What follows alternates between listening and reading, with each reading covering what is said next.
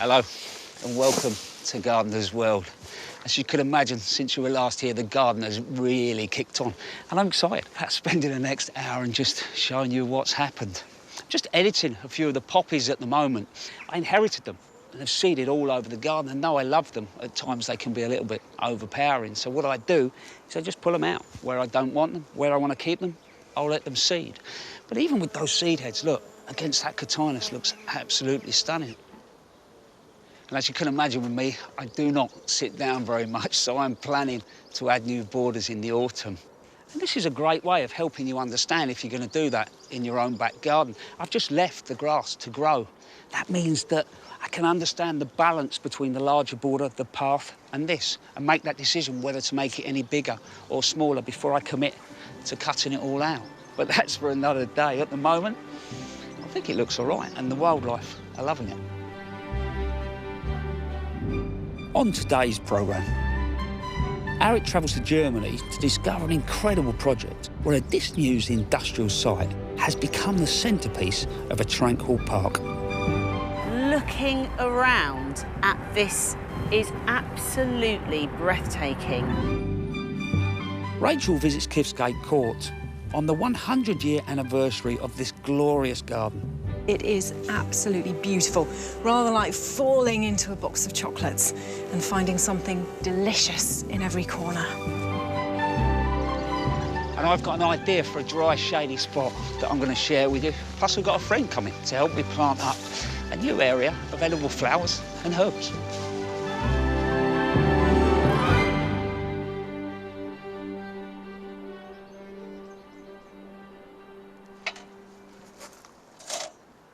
The wisteria this year has been absolutely fantastic. Mind you saying that, it's never let us down since we moved in. It's been great. It started to flower again, which it's done every single year since we've lived here. So I'm not necessarily going to do all the pruning today, but when it comes to pruning, people worry a little bit too much. You pick up a book and you read it and it tells you if you don't prune something on the third Wednesday in March, you know, the whole world is going to come to an end. And in reality, it doesn't. You know, you might lose a season's flower. It's very rarely that you're going to kill something. I've got a little story that just bumbles around in my head when it comes to pruning wisteria, and it was an old boy that first taught me. Said, Adam, when it comes to wisteria, 7 and 2, boys, 7 and 2. Which is quite simple to remember. It means on the 7th month, you cut back to 7 buds. And then in the 2nd month, February, we cut back to 2 buds. But why do we do it? We're doing it this time of year to let more air in, to stop the plant going up through your gutters and surrounding the windows, but also letting that light and that air in will ripen buds that will form our flowers for next year. So all this growth has been put on in 1 year. So all I'm doing is looking at that old stem from last year and just counting out. So I've got 1, 2, 3, 4, 5, 6, 7. And you're cutting just above that node. I'm doing it this way around so that the blade, you know, my sharp bit, is nice and close to that bud, which means that you won't get dieback. That's just a general little pruning thing. There we go. 7. The next bit's gonna need a ladder.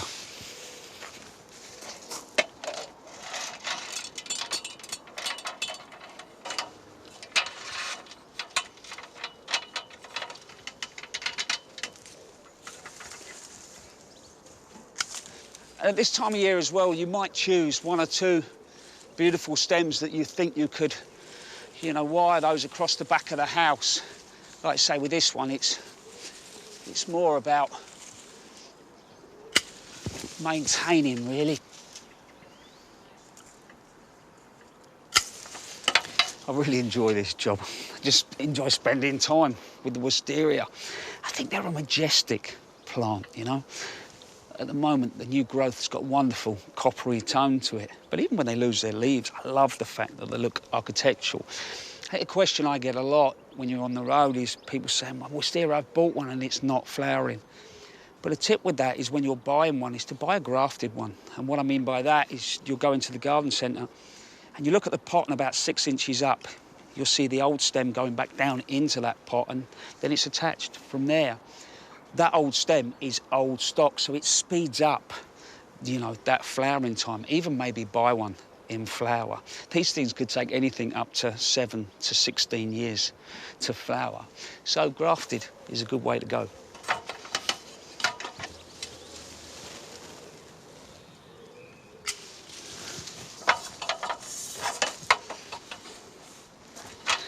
So there you go. It's a little bit of that done. It's not a bad job to knock off in sections. So if you want to buy one, remember to get a grafted one. But the pruning, just remember 7 and 2, and you won't go far wrong. If there is another climber that does come with a certain fear factor when it comes to pruning, it has got to be clematis. And earlier on in the year, Nick looked at the spring flowering ones, which are group 1. And now he's off enjoying the summer flowering clematis, which are the group 2.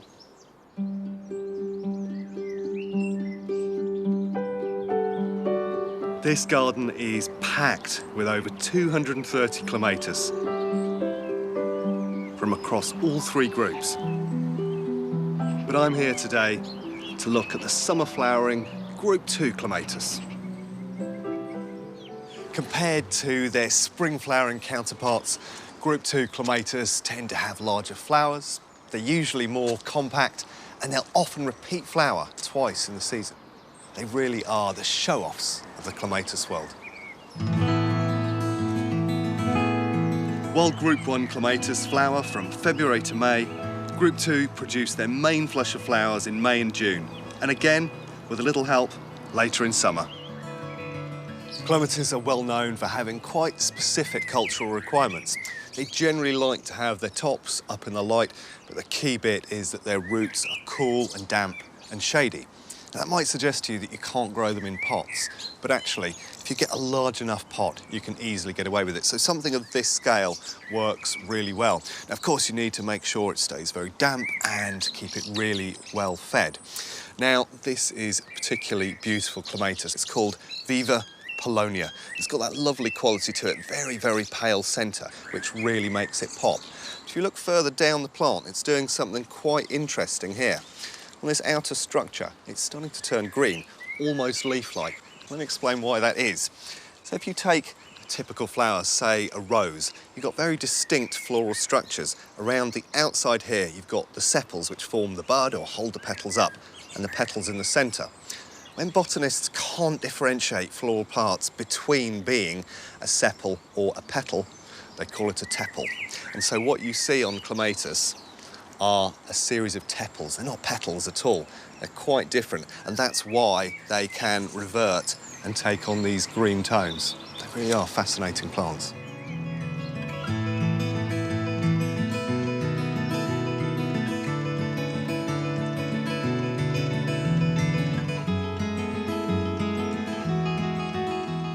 This beauty is Clematis Bee's Jubilee, and it really takes me back to when I was 16. I used to grow it in the nursery there. I had hundreds of them I remember having to prise apart, so it's a really vigorous plant. Now, it first appeared in 1958, and it's got an Award of Garden Merit. So that means it's tried, tested, and a good, healthy plant. What's lovely about it is that you've got this beautiful, deeper tone through the centre of the tepal, which makes it very, very distinct. Now, it flowers for about 6 weeks in midsummer, and then it will repeat again in the autumn and around September time, so it gives you really good value.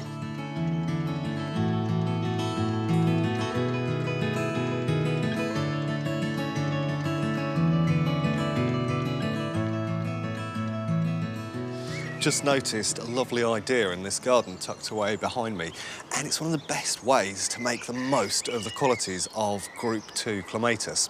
So there's a Rosa Graham Thomas at the back there. It's quite a large rose, and it's almost taken on climber qualities. And what happens with so many of the big climbing roses is they tend to have bare bases, stems with no foliage and no flowers. But by using a Group 2 under there, it's come up to about 2 metres, totally covered those ugly stems, and it's got the added bonus that those beautiful flowers of the clematis associate fantastically with the rose. So it's a real double win.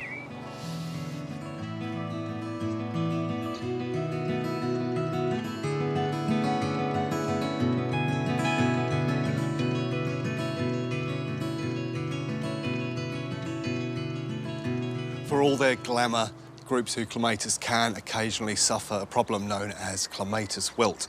What it essentially is a fungus which attacks the base of the stems, and it effectively knocks out their capacity to transport water through their xylem vessels.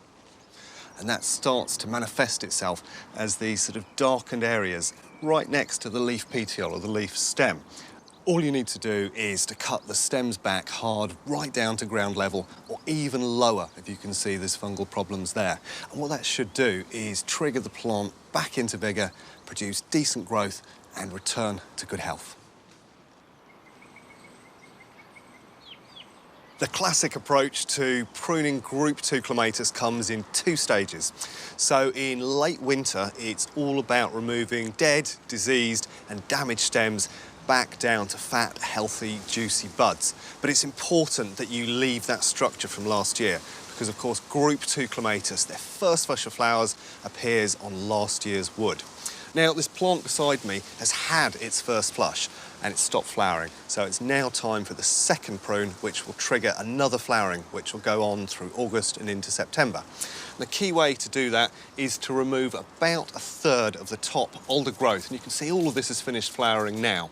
But what's making its way up are these stems, and they are going to be the ones that will flower later in the year. So just with a simple removal of this older growth, tying these back in, it will ensure great health and vigour and make sure these Group 2 clematis look fantastic.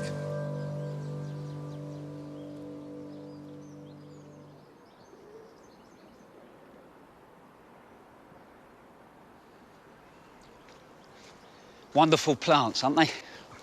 I think climbers are just going to become more and more important to our gardens. What do I mean by that? Our gardens are getting smaller. That means that boundary around the edge of your space is going to become more important. Climbers are vertical. They don't take up too much space, or even over an arbour or an archway. But I've not just been playing with the flowering plants. I've been playing with the edible climbers as well. Here I've got a thornless blackberry. Look at the stems. I can run my hands up and down. I've worked it against the wall, but this idea was born of something I saw my nan doing years ago. Outside the back of their house, they had this rough bit of ground, and on the edge of that rough bit of ground, blackberries grew. And instead of just leaving them, she got Grandad to bang in these posts and wire between them, and then she just tied them in. I can still remember a blackberry and apple pie. It was wonderful.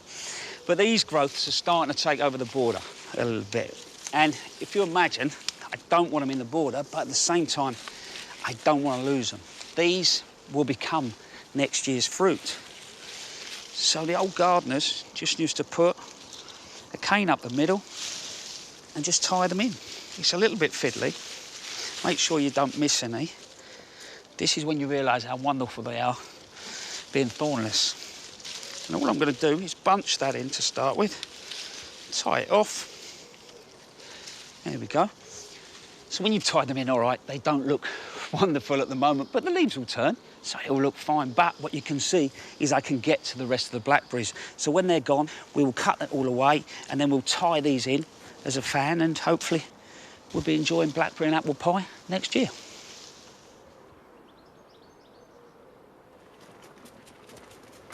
Come here then.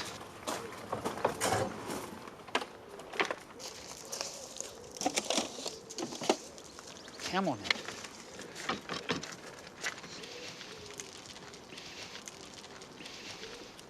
Where are you going? It's this way. Come on. Daft creature.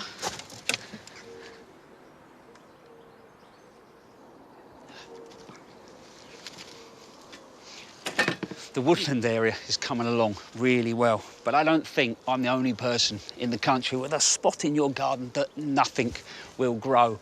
And mine's there. It's a dry, shady area. And what makes it worse is the roots are near to the surface. But I've got a plan.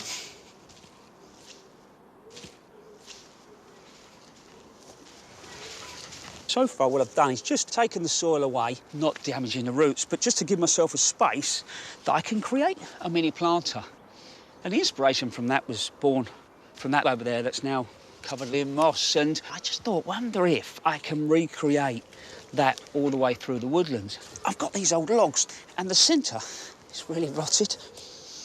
So I've come up with this plan that if I can fill them with soil, that's then going to give me a real depth of soil to get the ferns going, and then I'll repeat that through the rest of the space.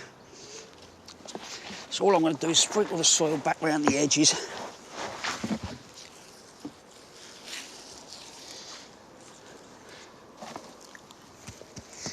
So I'm firming this background. It's just regular soil from the woodland that I dug out to start with. Because my soil is so limey, and quite a lot of woodlanders do like a slightly more acid soil, I could, you know, introduce slightly more acid-loving plants. That will stop any of my compost escaping, and these are really setting well. What's lovely though, straight away, the tiny crevices that are left, you know that they're going to create fantastic habitat, not just for the plants, but for the animals as well. So next thing is I get my mix in and get those plants in. Is that right? Yes, come on in. So, what I've done here is create myself a mix that is some of the woodland soil that's come straight out of that hole, but I've added some composted bark and some peat-free compost, and the ferns, which I'm going to grab from there, will absolutely love it.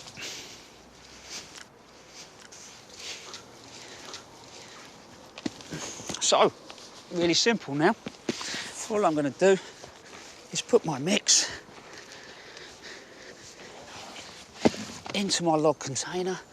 I'm not over-firming it, but I'm just making sure that it's gone into some of those sort of hollows inside. And now, these are Dryopteris, which are a lovely, quite a hard-working fern, really. I've got other varieties right across this area, so we just loosen some of those roots up and simply plant it in.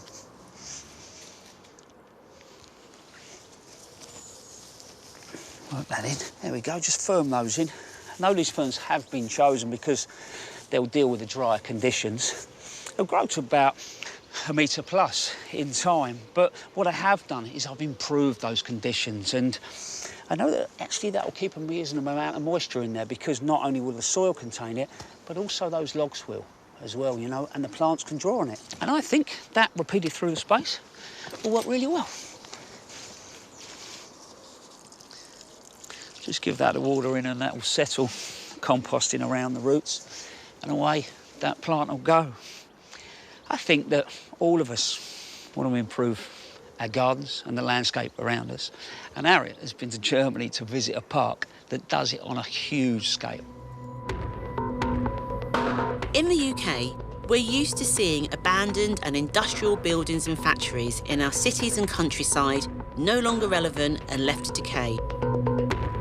With green spaces more precious than ever, I was excited to hear about a revolutionary idea that is embracing these remnants of our past, placing them centre stage once more, and crucially, developing new parks and gardens around them, bringing nature closer to us.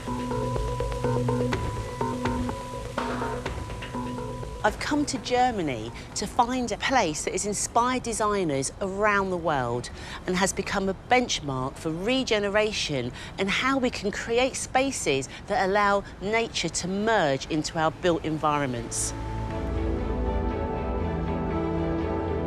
This is Landschaftspark Duisburg Nord, in Germany's industrial heartland, the Ruhr Valley.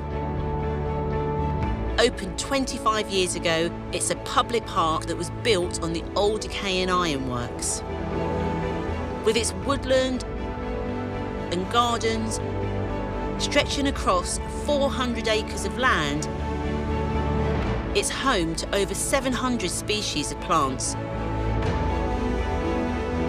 And over 1 million visitors come here every year to walk, cycle, rock climb, and enjoy cultural events. I cannot believe the scale of it. Wow. Looking around at this park is absolutely breathtaking.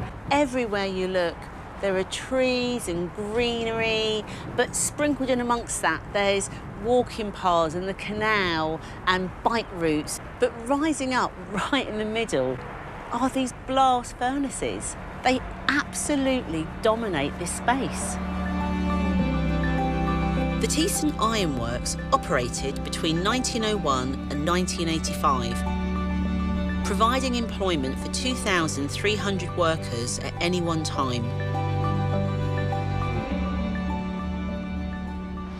You've got to remember, this place was purely about function, the purpose of creating iron ore. Looking at it from this perspective, I can start to see a real design aesthetic here, because one of the principles of design is simplicity, and that's shown in the materials. There's brick, there's concrete, there's the metalwork of the structures, and that in itself gives a really, really strong sense of place. These used to be old bunkers that would store the raw materials such as limestone and iron ore, but now they've been repurposed for the public to come and enjoy. So they've become playgrounds and even gardens.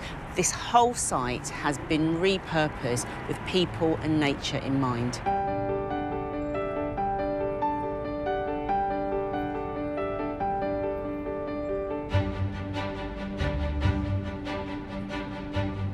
Now, these smaller bunkers have been put to such good use, I feel, because they're actually like mini walled gardens. And I really love how, because they're south-facing, they've been given this Mediterranean planting feel. So things like the Santolina smiling at me, and the lavender and the Gower in the breeze. I mean, from this platform, it's a beautiful viewing station because you can't actually get into these ones. But I do know that the volunteers come up here and really enjoy working through these spaces. And why wouldn't you? Because they're absolutely lovely. These are actually quite small in amongst the madness and the chaotic size of this place.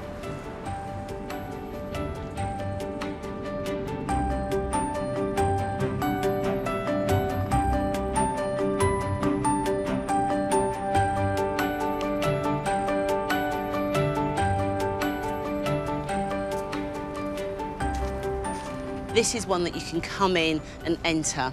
And it's actually the closest to what we'd know as a traditional garden, with its yew hedging and the layout of the hydrangeas. It's very much like a parterre garden. It's got a strong form which sits well within the landscape, but it has a seat. And I think that it enables you to come in, sit down, and just contemplate the whole space.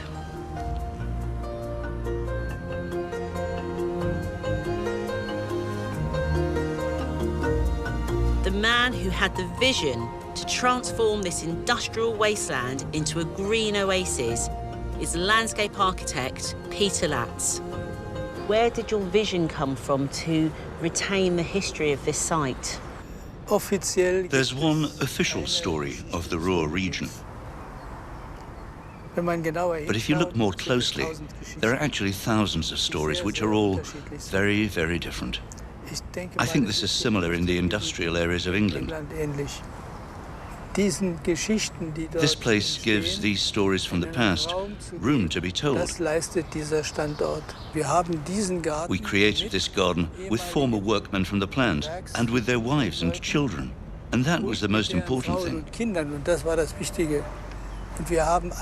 We gathered all the materials that were here on the site and collected them into these raised beds. So all the parts were visible, and the families were very happy to be involved.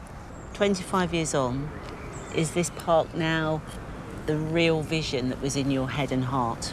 Yes, absolutely.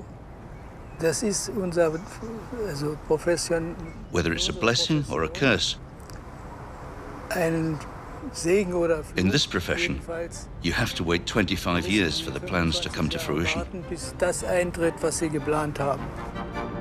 It was worth the wait.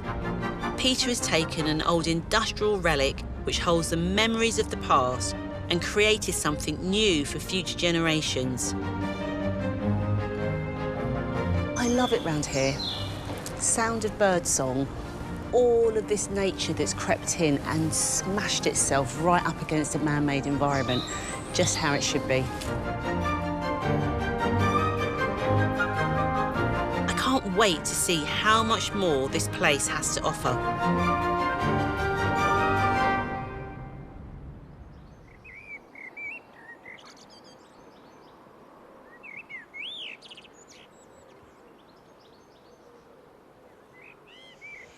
It really is a mind-blowing park, but we will be going back to Arret a little bit later to see exactly how Mother Nature is reclaiming that industrial site.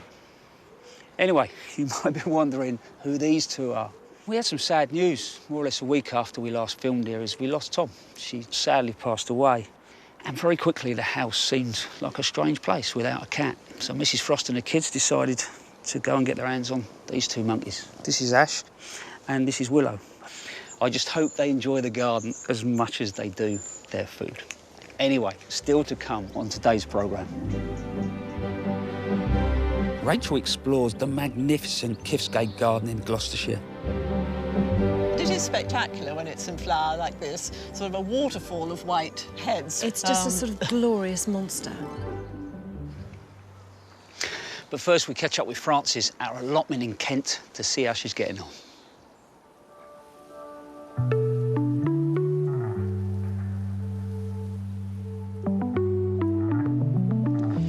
Over the last few months, I have been lucky enough to visit some incredible allotments all over the country. But now I'm back on my home turf to show you how things are coming along. And a lot has changed since the last time you were here. As spring bloomed into summer, the allotment started to flourish. The shed has had a lick of paint. Even with the very cold start we had, not to mention the storms, the plants and flowers bloomed into life.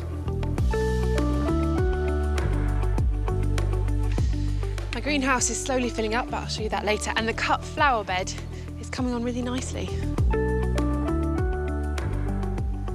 The rest of the allotment is looking much more lush than it was, and there's loads of lovely red currants, black currants, gooseberries, and a huge rhubarb as well. But I've also planted some other bits of my own. There's sunflowers, got potatoes, sweet corn, beans, courgettes, leeks, lots of things. But the one thing that just keeps on growing that I do not want is the weeds.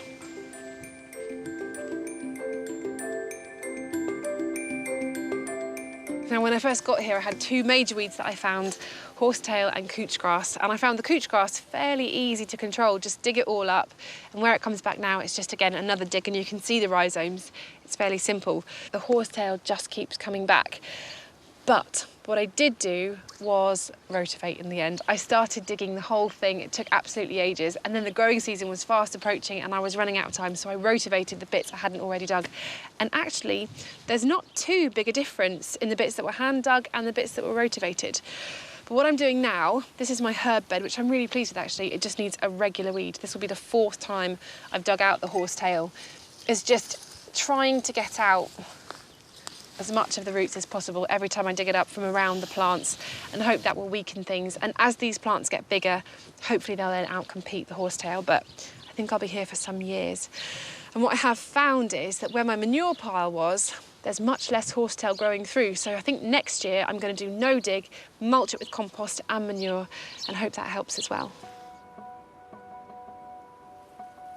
The path to a beautiful allotment never does run smooth. And a few weeks ago, I discovered another problem. Another windy day on the allotment, and I've arrived this morning to my herb bed, my medicinal herb bed this one is, to find the rabbits have been munching. They've not eaten any of the lavender, but they've just chopped it all off, and they've completely eaten my chamomile. So I think some rabbit-proof fencing is required. I have to admit, I did shed a tear when the rabbits got to all my lovely herbs. But within a few days, I got my plot fenced and safe from hungry bunnies. Now, last time round, there was one thing that got everyone very excited. The most important thing about the allotment. How do you make a windmill bird scarer? Actually, I do need to do this because my strawberries are ripening, my blueberries are about to ripen, and my next door neighbour Ian has shown me how to do it because he has them all over his plot. So all it is a plastic bottle, recycled, and I've just cut some lines down it. And then, with a piece of thick wire, you thread it through a hole in the bottom, keep the lid on, a hole in the lid, and then bend that top bit over. And you just push the bottom up, and bend the bottom bit. And then just a bit of tape to keep that in the right position. There you can see the shapes sort of beginning to form. Once they're all taped on, you just cut that wire down and stick it in the top of a bamboo cane. Put that in the ground, and there, a little windmill made out of an old bottle. And hopefully that will keep the birds off my fruits.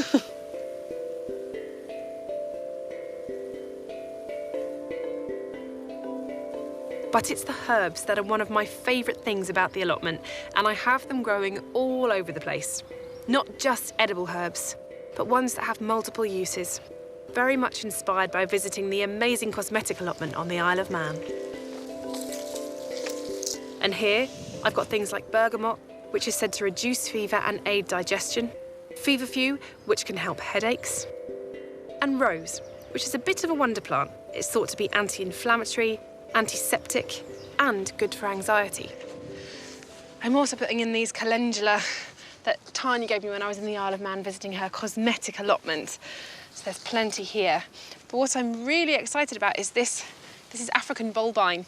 Now, it's not hardy, so this will have to come in the winter, but it's an amazing medicinal herb. It's a bit like an aloe, very fleshy leaves, and the gel inside that is really, really good for skincare and burns and things like that.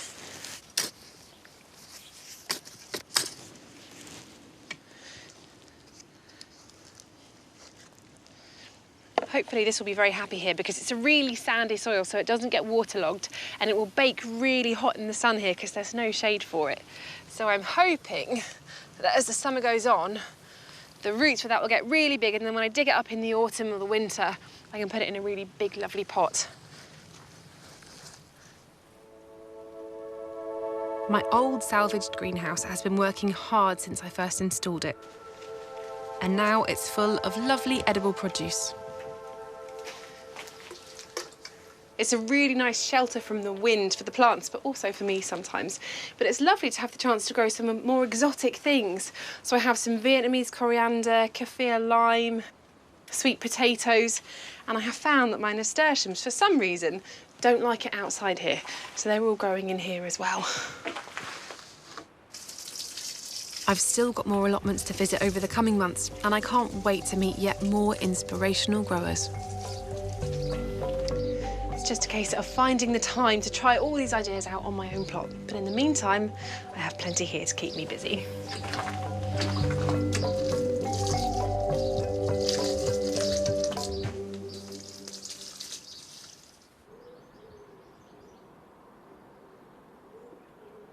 Growing your own can keep you really busy, so I'm delighted Francis has found some time to stop by and give me a hand with a new project. It's lovely to have you here. It's lovely being here. It's gorgeous, isn't it? I know, see, I keep telling everyone it's work in progress, you know. This is incredible what you've done. Bless you. What about the allotment? You enjoying that? It looks really good. Yeah, it's going well. I mean, we had quite a lot of rain, but now it's incredibly dry, so I'm down there watering as much as I can, and the sand obviously leaches away, but I'm beginning to harvest stuff now, so it's getting really exciting. I've got some courgettes coming. I harvested my first cucumber yesterday and ate it as I was watering. You know, it's just magical. Yeah, I love the experimenting and just accepting some things go well, some things don't, you know? Yeah, quite a lot of things don't when you're in that much wind. But, you know, I had my nephew down there yesterday harvesting our first potatoes, and everyone that came up, he was going, oh, it's magic, isn't it? We're heroes. And it's like, it is like magic seeing them all come up. Talking about the veg garden, though. Yeah. Can I show you? Absolutely, yes, Cool. Please do.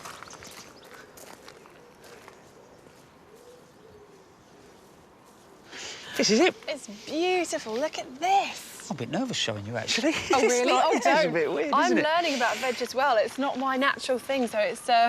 I'm quite envious. Yeah, but that is part of it, isn't it? Experimenting and even when I was designing it, I wanted to sort of experiment with size of beds and things like that. Because that's beautiful. Those metre square. It's a really practical use of veg, you know. And it could be a roof garden.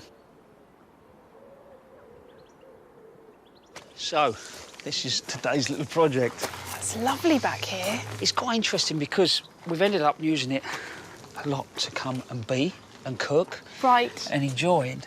So the idea is that we play with these 6 beds long term and make it more into sort of edible flowers, meats, herbs. So, And this is what you're sort of planting? yeah, got a whole mix really. So bits that we'll seed, like the borrages. I've got perennial borage and just the annual. But then a mix of alliums and different leaf types. You know, we've got a lime mint there. That's lovely. And again, I'm not worried about that if it overtakes 1 container, so Yeah. that doesn't matter. Even the lemon verbena. Good in cocktails, both of these. Yeah, exactly, yeah, you said cocktails, so I was being... I make tea out You of want this. tea? I'll have a cocktail, you can have a cup of tea. Look, I brought you something as well. Have you? Which is from the allotment. So it's Oh, bless you. a little bit wind battered. This is Vietnamese coriander, Yes, so lovely. hopefully it will fit in here. But, right, so I've grown that before, but I've never really used it in the kitchen because I wasn't quite sure what to do with it. Well, actually, it's nice in a salad because as you chew it, it starts off a bit, Good. Can I? dare I say, soapy. Go for Right. it. It's yours. Yeah. And the more you chew it, it gets a heat that builds and builds and builds. And although it's a little bit leggy, this one, because I've been yeah, has it hit you? A little bit spicy, a little bit hot. If you cut that back to where Yeah. it's more bushy, stick all these in water and then they'll root in a couple of weeks, so you'll have loads and loads more. So it's quite good to And fill up a and space then I quickly. can take them and give them away. Exactly. So, just grab some and Okay. start playing. You're going to have to move them around if you're not happy with where I I put think them. it's quite a lovely thing to do, really. You get to bounce off somebody and take someone else's opinion. True. This is a little perennial borage. That's beautiful, that. Yeah. And you can eat the flowers from that just like with the normal borage. It's beautiful, isn't it? So this is lime mint. Yeah, lime mint. Again, makes great tea. And you've got the lemon verbena there. know. Do you think that will survive the winter? Yeah, I've got 2 at the front of the house. Absolutely fine. Do you know when you just smell them, it releases all kinds of endorphins? They make you actually happy. There you go. I could probably do with that. Do you know, the nice thing I found about the Vietnamese coriander on the allotment, because I love coriander, it's one of my favourite herbs. Yeah. And every time I sow it, the slugs eat it before I can. Every time. Do they? And they leave this one alone. So that's why I've got quite dependent on it. Yeah. So this is a plant I really love, Telbagia, and I use it a lot in the kitchen. Right. But we use the leaves and the flowers. It's called society garlic. Do you know why it's called society garlic? No. Because apparently you get that garlic flavour, but it doesn't stay on your breath, so you don't smell. I'll grab the Welsh onions. I love sort of just using the leaves and cutting them like sort of giant chives. Yeah. So, In the middle. right. How are you feeling about it? I Are you like happy that. with the Looks arrangement? good, doesn't it? Yeah, I think it looks good. I'm going to get a couple of buckets of water, I think, just to Yes. dunk things in as we plant, maybe. Give a soak. Yeah. I think what's lovely about this as well, it's not just, you know, that we're going to use them edible-wise, but, you know, the wildlife, the pollinators are going to come in and work really well. Well, borage is always just a fantastic bee attractor, Yeah. isn't it? And then they'll obviously pollinate all your raspberries and everything else. Yeah, so work really nicely.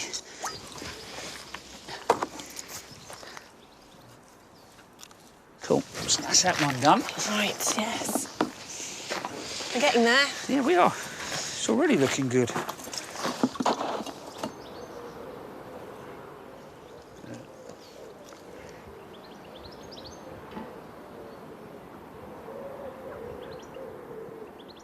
I'll grab the water. Yeah, I brilliant. think they might need some. I think so. Even with dipping them, it's quite warm, isn't it? There you go. Thank you, mate. Thank you.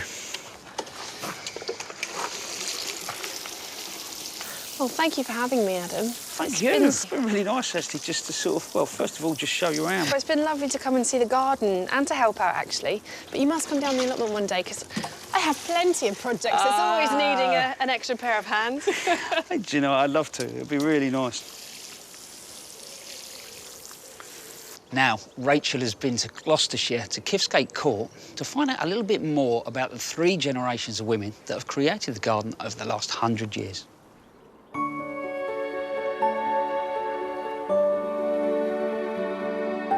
Winding woodland terraces, meandering borders, a series of small gardens, each with their own individual personalities. It's a joyful place to be.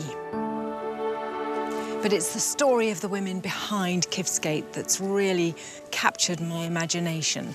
3 generations of women spanning a century, each of whom adding to the story that's made this garden possible. The first of this trio of gardeners was Heather Muir, who established the garden layout after the First World War. She wasn't a trained gardener, but she definitely had her own ideas. Her vision was to create a relaxed and natural style, totally different to the regimented style of the day.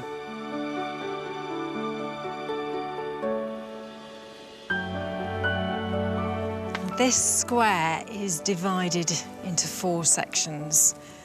I can't tell you, it really takes your breath away when you walk down into it. And I think Heather had such a talent for putting together colours. They really flow.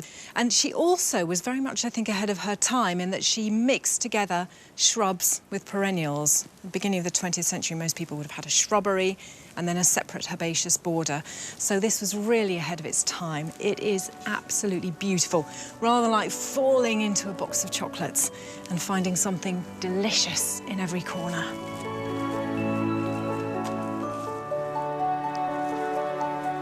Then in this area, you walk past more of Heather's beautiful planting, past the hybrid musk rose called Felicia, the fantastic perfume, and that was planted in the 1930s. And then you come out into this section, and wow, what a view. Today, her granddaughter Anne, together with her husband, has taken the reins and embraced her grandmother's vision. Your grandmother sounds extraordinary and very much her own woman. Yes, I think she was. My mum always said that she had a very strong character. In fact, we've all got rather strong characters. She really planned the garden without putting anything on plan, just by looking at the space, planting the hedges, dividing up the areas, and that's pretty remarkable, really. And where did that inspiration come from? I think she'd grown up in a garden. Her parents were keen gardeners, so maybe it was in the blood. She'd had no horticultural experience. None of us have, so she just had to learn on the job. Yes, best way of learning, I think. Yes, you learn with your mistakes. Now we're walking along this avenue of Rosamundi, just so beautiful, I can't describe. This was planted by my grandmother, this rose hedge, so way back in the 1930s. And she cut it very hard, and we do as well. She used to take shears to it and literally just sort of chop it. Which is how it's treated now, actually. Yes. Much more. People aren't so precious about the roses. And it flowers incredibly well every year. You can see how we train the other roses on sort of different supports so that you get the best from the flowers. Yes, that's lovely, isn't it? So you bend the stem down and then it breaks exactly, along rather than to just get let the them all flowers. grow in a sort of heap. And of course, one can't help now but notice this most beautiful rose. I'm assuming Kivsgate. Yes, it is. I mean, a complete monster, really, climbing to the top of the trees and covering a vast area. But it is spectacular when it's in flower like this, sort of a waterfall of white heads. It's just a sort of glorious monster. In 1954, Anne's mother, Diney, was lured back from London life by her grandmother, Heather, to take over the garden.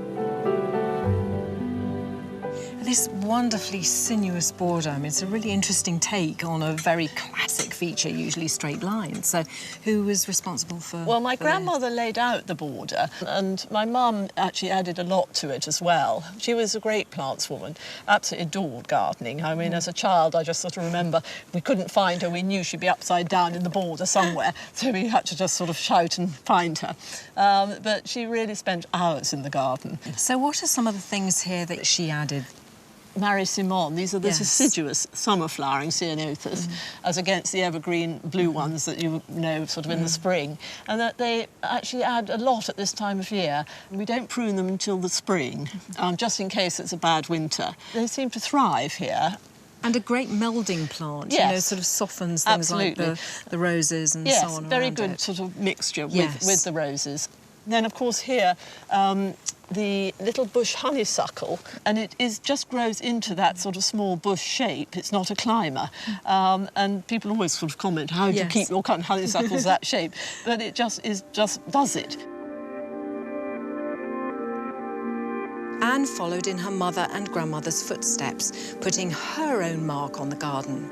She's created wilder areas because she's very keen to bring in nature, which feels very different to the established gardens. And there's something else. Oh my goodness. Wow.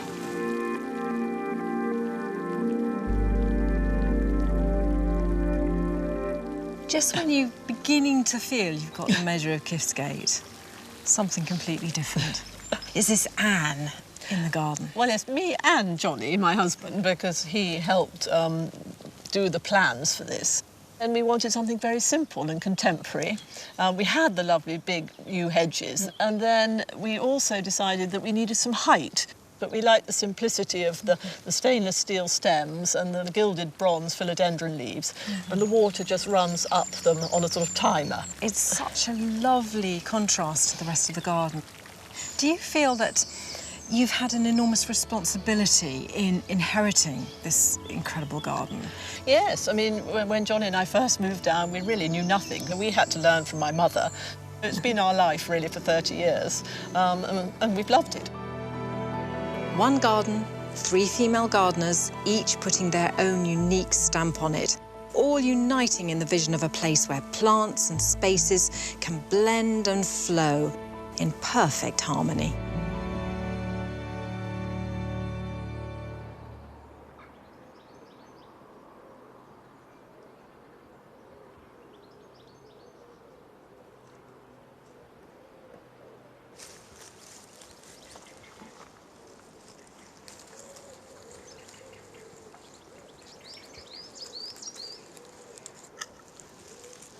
That really is an incredible garden. I love the way that each generation has just added a little bit of them.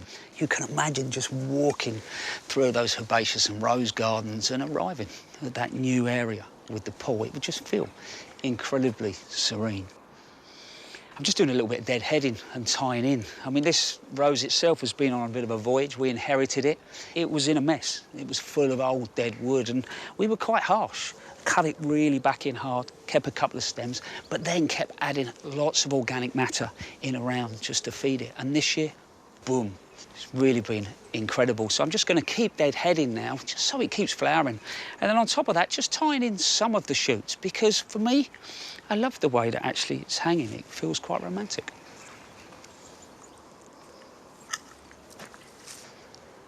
Now we go back to Arik at Landschaft Park in Germany to find out a little bit more about that fascinating place.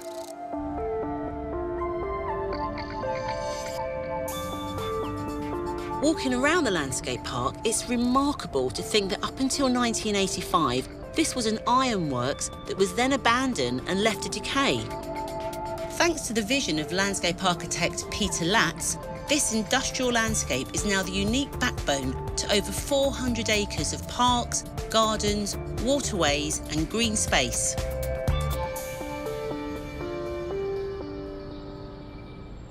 This is Piazza Metallica, and I think you can see why. These huge, enormous great slabs that were found in the foundry, Peter has repurposed them to create this open terrace in amongst all of the architecture.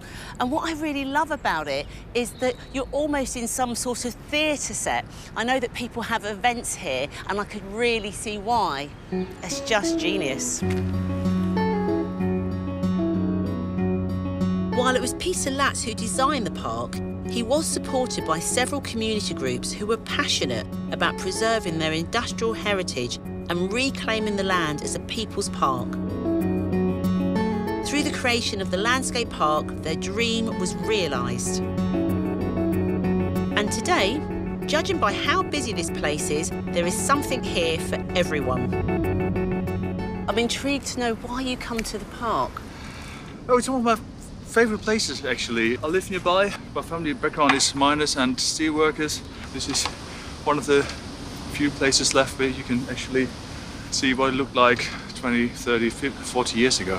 Are you glad that they've preserved this space? Yes, it's very special because it's a part of the history of the area. I've been here with my children. We, climbed up that big Big furnace? Yes. yes, and everything. So it's really special, and it's really important for the area to keep, you know, spaces like that. Wish I could come every day myself. Yes. What brings you to the park today? We are studying architecture. We're coming here for like this industrial architecture to do some sketches. What do you think of what you've seen so far? I like it really much, like this old industrial area where the nature popped in and did what it's used to be, like don't care about the buildings. I like how the nature find its way through it. I think it's beautiful like it is. Yeah. Nature really has taken hold since this park first opened 25 years ago. Let's remember, none of these trees would have been at this height. None of this would have been grown over at all because obviously the foundry was still pretty derelict. These great big girders are covered in all of this greenery. This is nature completely enveloping it.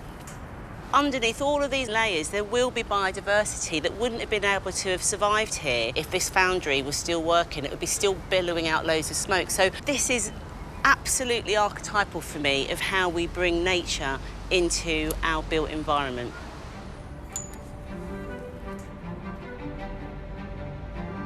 Across this 400-acre site, there are all kinds of different green spaces.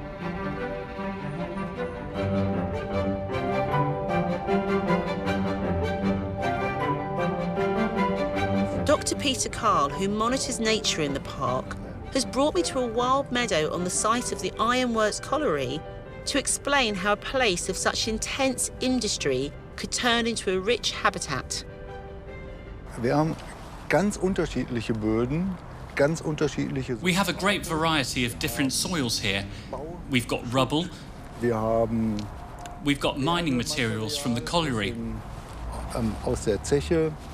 Deswegen wachsen auch unterschiedliche. That's why we have different plant species growing in different areas. Arten an unterschiedlichen Stellen. I'm interested to know how much was here originally versus how much you may have slightly intervened with. Es ist ganz wenig ursprünglich. Hardly anything was originally planted, apart from the old trees that are still here. Hier noch stehen die Platanen. Die wild plants we can see here, especially the herbs and perennials, they all came here by themselves. Sind alle von alleine gekommen. Nothing was planted at all. Each plant managed to find its way into the park on its own. Tell me specifically about some of the plants that are here that make it different to anywhere else. This is a special place where we've got plants that wouldn't naturally grow in an ordinary park. For example, the Echium vulgare, which comes from the floodplains and has settled here. The Hypericum perforatum, which we know from dry meadows. But dry meadows have become very rare now here in the Ruhr region. So that's why this habitat is so important. In terms of the amount of species of insects that have come to this park, how important are they? The park is incredibly important for urban biodiversity in the Ruhr region. Hier im Ruhrgebiet. We know an awful lot about insect decline in Europe, and this place is really a refuge for wild plants and insects. Für wild lebende Pflanzen und Tiere und diese Artenvielfalt. And the variety of plants attracts the many insects we have. Bringt natürlich auch die like bees, butterflies, moths. Wir haben Wildbienen. But also the beetles and the ants you can find here in the park. That's basically the food source for these insects. Die Nahrungsgrundlage für diese Tiere. That's pretty special. Nature for nature and nature for the people.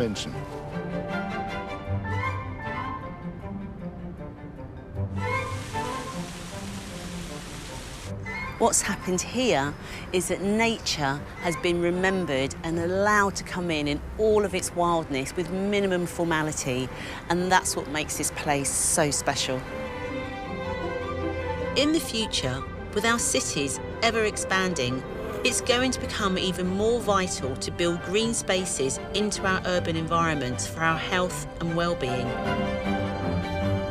Is it time to take inspiration from this landscape park and think again about our own industrial landscapes, not as decaying places to be forgotten, but areas where we can thrive?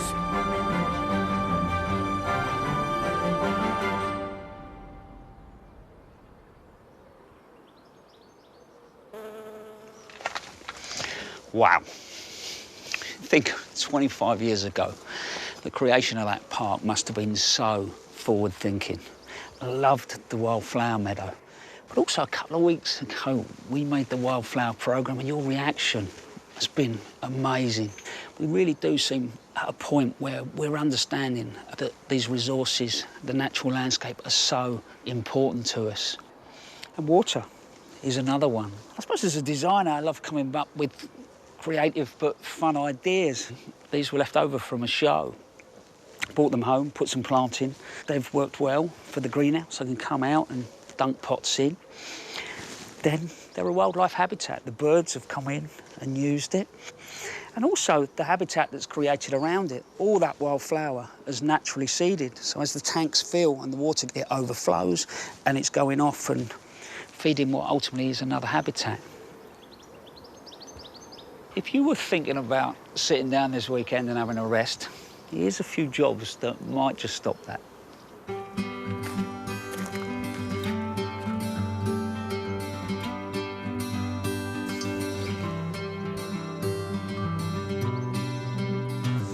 To keep your salad going through the summer, sow rocket now.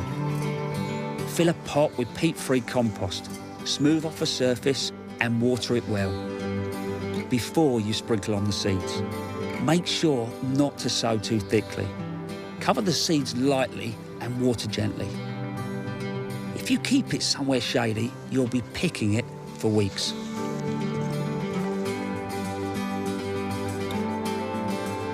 As gardeners, we are always planning for next year. And a good thing to do is to take stock of what's happening right now. Mark up any plants that you want to move or divide later by putting in a cane next to them. Make sure you label the cane so you know what you need to do with it. I also take a few photographs to remind me.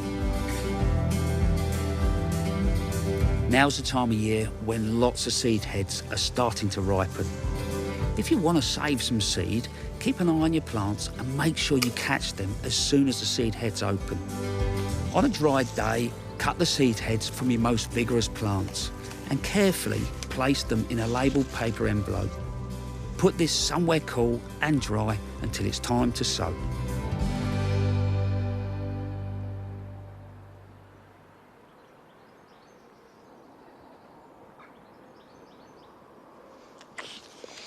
This is what we all should do a little bit more of. Just sit for 5 minutes at the end of the day, enjoy the sun on your back. You can smell the scent in those roses and listen to the wildlife. What could be more wonderful? That's about it from us. I hope you've had a lovely time, because I definitely have. But next week, Monty will be back at Longmeadow on Friday at 8:30. Bye-bye. And if you're just discovering your green fingers, try Gardener's World, the Veg Growers Almanac. Planting tips aplenty. Stay put next here on 2. We go beneath the surface to delve deep into the world of the hippo, utterly dependent on water, yet unable to swim. David Attenborough elaborates next.